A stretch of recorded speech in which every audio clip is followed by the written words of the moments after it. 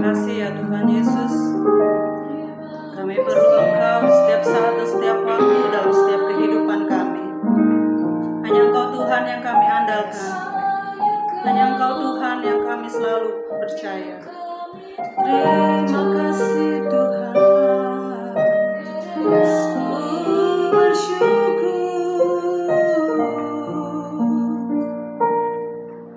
Ku perlu Engkau Yesus, haus jiwaku menantikan-Mu. Ku percaya Kau penuh pengharapanku di dalam-Mu. Ku perlu Engkau Yesus, haus jiwaku menantikan-Mu. Ku percaya Kau penuh pengharapanku di dalam-Mu. Yesus, hanya Kau, Yesus, hanya Kau yang ku andalkan, melebihi siapapun juga. Yesus, hanya Kau yang ku percaya di setiap waktu. Tiada lain yang ku andalkan selain Kau, Yesus.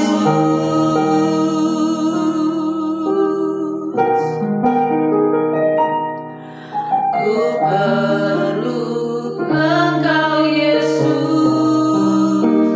haus jiwaku menantikan-Mu. Ku percaya Kau penuh pengharapanku di dalam-Mu. Yesus, hanya Kau yang ku andalkan, melebihi siapapun juga.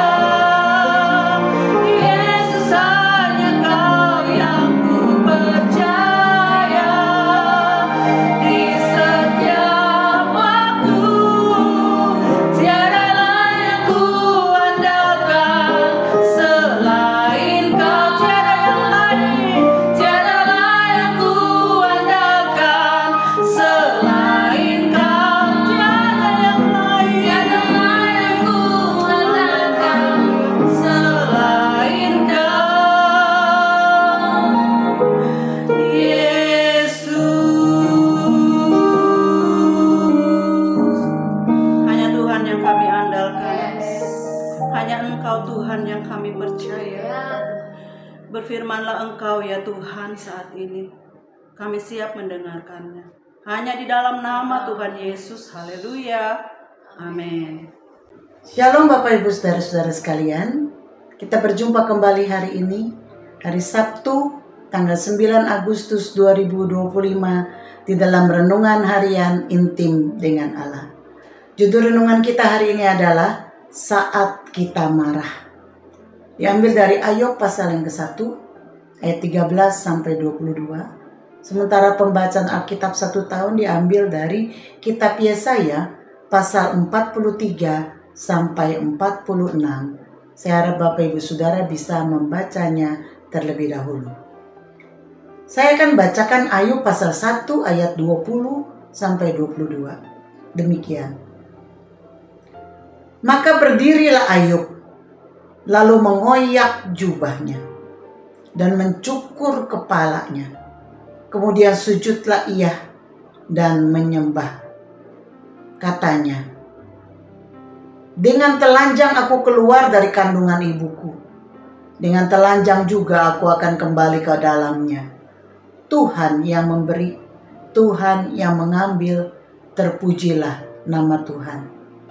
Dalam kesemuanya itu Ayub tidak berbuat dosa dan tidak menuduh Allah berbuat yang kurang patut. Bapak Ibu Saudara, sadar atau tidak sadar, pada dasarnya hidup adalah tentang Allah. Perhatikan saja mereka yang menghadapi bencana, masalah, ataupun ketidakadilan. Umumnya mereka akan menyebut tentang Allah. Apakah mereka marah dan berkata, "Di manakah Allah?"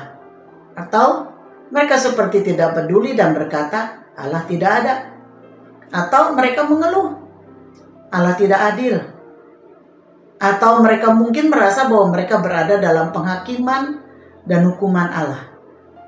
Apapun yang menjadi reaksi manusia tetap berhubungan dengan Allah. Pertanyaan-pertanyaan dasar manusia dan masalah dasar hati manusia adalah tentang Allah. Itu semua akan keluar pada titik terendah seseorang. Ketika seseorang diambang ajalnya, atau di saat kesesakan yang begitu menyiksa, timbul pertanyaan ini. Siapa yang akan ia percayai, atau siapa yang akan dia sembah? Mari kita bayangkan Ayub. Mungkin tidak ada manusia yang mengalami cobaan dan penderitaan yang sehebat apa yang dialami oleh Ayub. Ayub awalnya adalah seorang yang serba ada, bahkan berlimpah. Dia memiliki keluarga yang lengkap dengan 10 anak. Harta benda yang banyak, semuanya serba baik. Tapi apa yang dimilikinya itu semuanya habis dalam satu hari. Di hari yang sama, ternaknya yang banyak dirampas oleh orang Sheba dan orang Kasdim. Sementara kambing dombanya disambar petir dan terbakar habis. Belum selesai, ke-10 anak-anaknya tewas dilanda angin ribut yang merobohkan rumah dan menimpa mereka. Seakan itu belum cukup, Ayub menderita barah yang busuk dari telapak kakinya sampai ke batu kepalanya. Istrinya yang seharusnya berada di sisinya untuk memberikan dukungan moral malah mengejek dan berkata, "Masih bertekunkah engkau dalam kesalehanmu? Kutukilah Allahmu dan matilah." Dalam Ayub 2 ayat 9. Melihat apa yang dihadapi Ayub, menurut saudara, apakah dia akan tetap percaya dan menyembah Allah? Alkitab menjawab dengan jelas sekali. Ketika ia kehilangan semua anak-anaknya dan semua harta bendanya, alih-alih marah kepada Tuhan, Ayub sujud dan menyembah dan membuat pernyataan yang sangat mengejutkan. Dengan telanjang aku keluar dari kandungan ibuku. Dengan telanjang juga aku akan kembali ke dalamnya. Tuhan yang memberi, Tuhan yang mengambil, terpujilah nama Tuhan. Alkitab mengatakan dalam kesemuanya itu, Ayub tidak berbuat dosa dan tidak menuduh Allah berbuat yang kurang patut. Dalam Ayub 1 ayat 22. Manusia cenderung memaksakan kehendaknya. Jika harapannya tidak terwujud, maka dia tidak senang dan marah. Kemarahan menunjukkan sifat otoriternya, bahwa segala sesuatu seharusnya ada di bawah kendalinya. Kemarahan menjadi sebuah alat protes untuk membela kepentingan egonya. Apa yang sebaiknya orang percaya lakukan ketika emosinya meningkat? Nah saudara, saat emosi dan marah, mungkin orang sulit untuk sujud dan menyembah. 1 Petrus 4 ayat 7 mengatakan bahwa kita harus menguasai diri dan menjadi tenang supaya kita dapat berdoa. Nah, meskipun dalam kemarahan kita sulit untuk menyembah, namun cobalah tenang dan mulai pikirkan siapa Allah. Dan pikirkan juga apa yang sebenarnya membuat kita marah. Adakah berhala selain Tuhan dalam hati kita yang terusik? Yakobus 4 ayat 2 menuliskan, kamu mengingini sesuatu, tetapi kamu tidak memperolehnya. Lalu kamu membunuh, kamu iri hati, tetapi kamu tidak mencapai tujuanmu.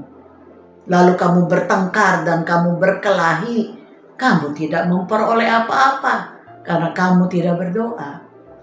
Dalam perjanjian lama diceritakan tentang Yunus yang marah kepada Tuhan karena pelayanannya berhasil.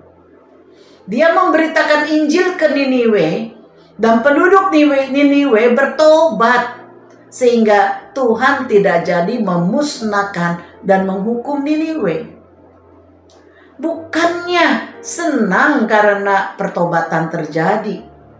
Bukannya senang karena pekerjaannya membuahkan hasil. Tetapi malah Yunus marah kepada Tuhan. Karena dia rupanya mengharapkan Tuhan menghukum Niniwe karena telah berlaku jahat kepada Israel.